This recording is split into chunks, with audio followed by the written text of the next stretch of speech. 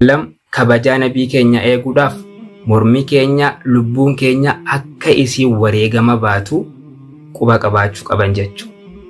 Kabajaa nabii Muhammad irraa sallallahu alaihi wasallam falmuun dirqama shari'aati, dirqama amantiiti jechuudha. Akkas jedhu waa'ee nabi Muhammad irraa sallallahu alaihi wasallam yeroo dubbatan viidiyoon kun nama muslimaa hunda baay'eedha barbaachisa. Nama kaafiraatillee akka inni biraan gahu taasisaa isiniin jechuu barbaada.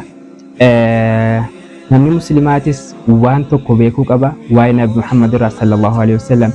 Inni kaafiraatillee waan tokko nuuf beekuu qaban. Namni muslimaadha dura dursoodha waa'ee nabi Muhammad irraa maal beekuu qaba? Akkas jechuutu jira. Adabbu النبي صلى الله عليه وسلم واجب شرعي. ناموس نبي دانا مبلس في كبجا رسول الله صلى الله عليه وسلم نما بلس الرا فالموني في الرا دبجوني كده داني نما أنا أمنت إسلامك بكم درتو واجبا دركما جتولا. نمني كافرته مو أسكست واي نبي رتي صلى الله عليه وسلم وان إسان نوبيكو أبن أكس جد عرض النبي صلى الله عليه وسلم دونه رقابنا كان توقع إندجني جري كافر توتاريتو كبجا النبي كنيا صلى الله عليه وسلم كبجا في ناموسا نبي كنيا صلى الله عليه وسلم قفتك سوهي ستي لبون تينيا وريغا مكسينتاتو بيكو كبان اتهان سودان مو أكس جد تجرى من ثب الكرام فهو لئيم jechuutu jira.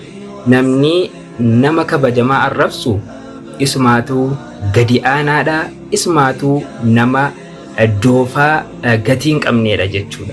Nabi Muhammad sallallahu alaihi wasallam nama beeytoleen islaamaa dhiisii kan kaafiraa uragaa baheef la'iima doofaa gadi aanaa namaa malee Nabi Muhammadin hin arrabsu jechuudha. من بسق نحو السماء ارتد البساق على وجهه جدا. namni gara samitti yookaan gama waan isaa olitti ol tufnaan wanni ol tufe suni garuma fuula isaatti gad deebiti jechuudha. Yaani waan isaa olitti tufe waan ta'eef tufaan isaa sun isumatti gad deebiti. Rasuula Rabbii tuquu jechuun akkasi. Isaanii waa jechuun ifumattuu deebu xiqqeenyummaa nama sanaatti agarsiisa jechuudha. Akkas jedhu annuuru laa yuqfi'uhu nufukuu jedhan. Nufku jedhan aduu afuufuun afuufaan namni aduu afuufu aduu dhaamsuu hin dandeessu jechuudha. Nabii Rabbiidha sallallahu alaihi wasallam arrabsuunis waan nabii dhaamsuu osoo hin taane sadarkaa isaanii dabalataan akka ol ka'u taasisuu jechuudha.